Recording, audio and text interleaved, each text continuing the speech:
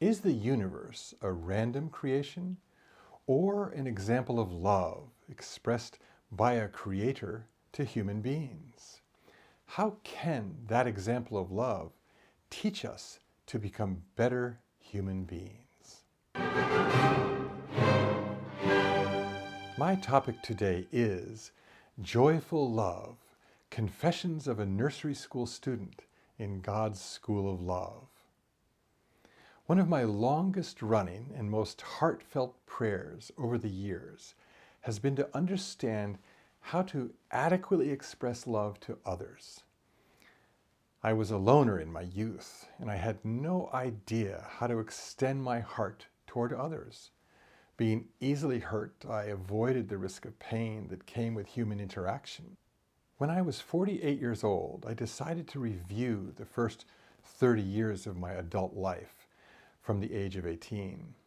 After spending those 30 years attempting to grow spiritually, I was convinced that my status in life at that time was best described as that of a nursery school student in God's School of Love. To me, that was quite a big step, considering the fact that I'd once been described as a person with no heart.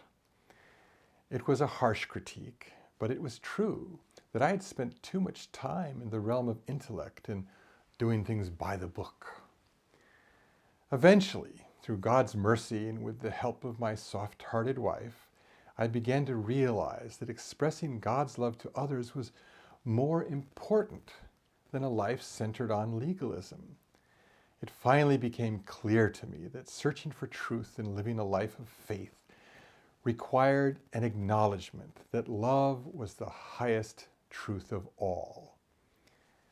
An intelligent person will at once say, well, I could have told you that. Sigh, yes indeed, that's why I was still in nursery school. 9 years later, I felt like I had progressed to the first grade. Now, who knows? I measure my growth in decades. It's ironic that in our search for God, we sometimes forget that love is the original motivation for everything, and instead spend a great deal of time in righteousness. It's a subtle trap, for righteousness is often motivated by a virtuous desire to attain goodness. Righteousness, by the way, or perhaps even more clearly, self-righteousness, is not limited only to religious people. It applies quite equally to persons of any thought system and is often found in the realms of atheism and politics. Unfortunately, righteousness without love is empty. It carries a person only so far before one begins to feel unfulfilled. Riverbeds are fine things, but without an everlasting supply of water surging between their banks, they're just gullies filled with rocks.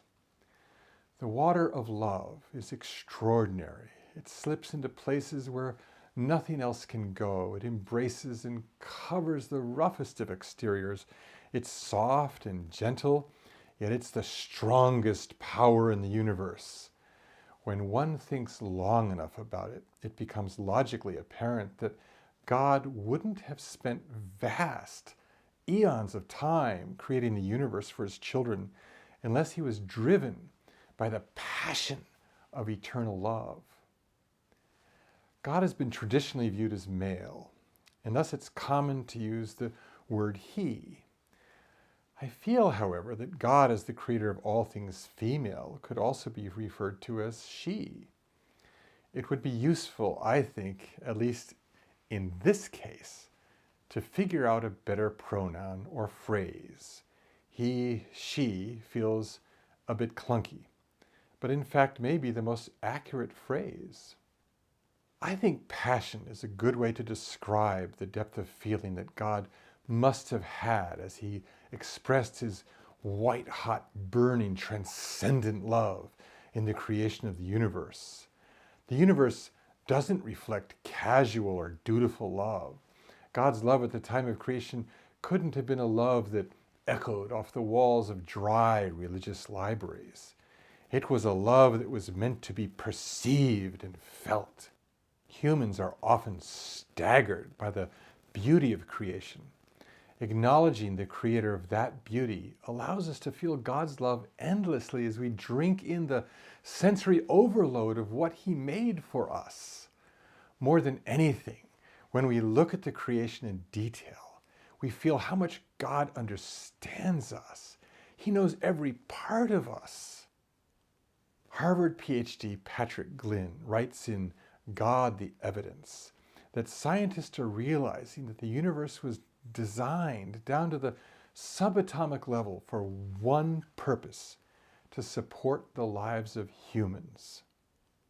In the chapter A Not So Random Universe, Dr. Glynn references a scientific paper presented by Brandon Carter, an astrophysicist and cosmologist.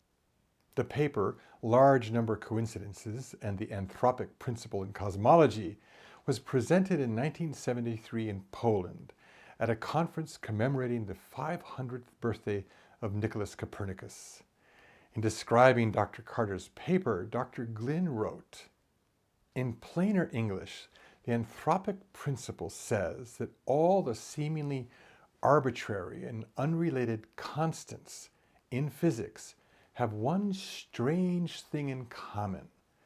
These are precisely the values you need if you want to have a universe capable of producing life."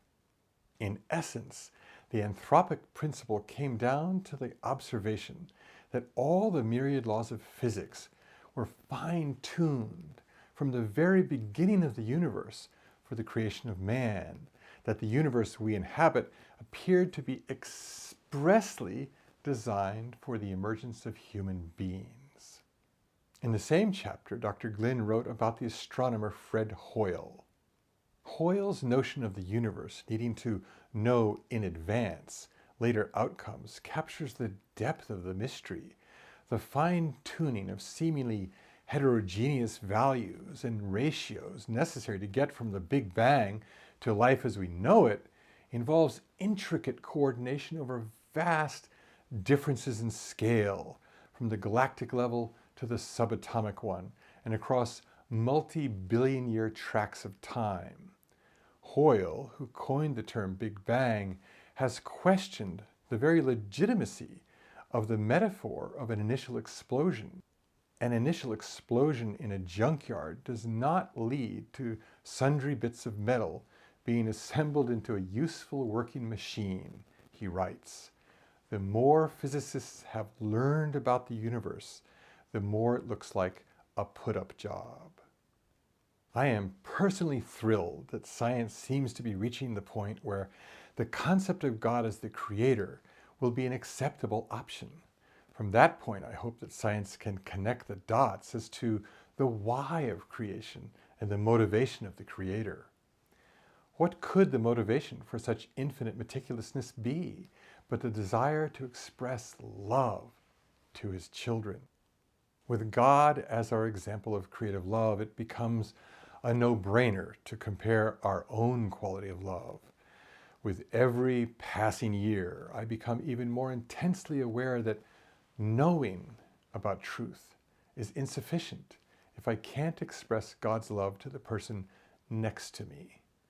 The real kicker is that the person next to me is the final arbiter of whether or not I get a good grade with my school assignment. If the object of my love doesn't perceive my love, and doesn't feel joy because of my love, then did I express God's love adequately? I'm convinced that the innermost heart of each person is directly connected to God's heart, very much like a spiritual umbilical cord that grants each person the capability to feel and express God's love. Although love includes many flavors, I believe that the essence and goal of love is the joy felt in its exchange. Joyful love between God and each person, and between all human beings, will eventually create the atmosphere of the world we all dream about. Until then, I'm working hard to study and learn in each grade of God's school of love. Thank you for watching.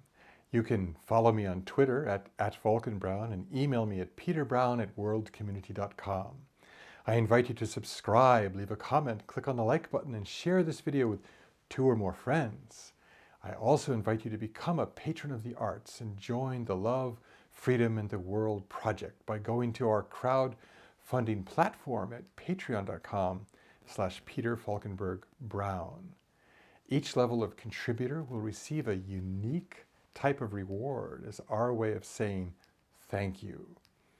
By contributing as little as $3 per month, you'll become a team member and will be able to provide valuable suggestions for new video topics and brainstorm new ways to reach a thirsty world with words of love, beauty, joy, and freedom. I'm very grateful for all your support. I could not do this without you. So until next time, love and blessings, and thank you.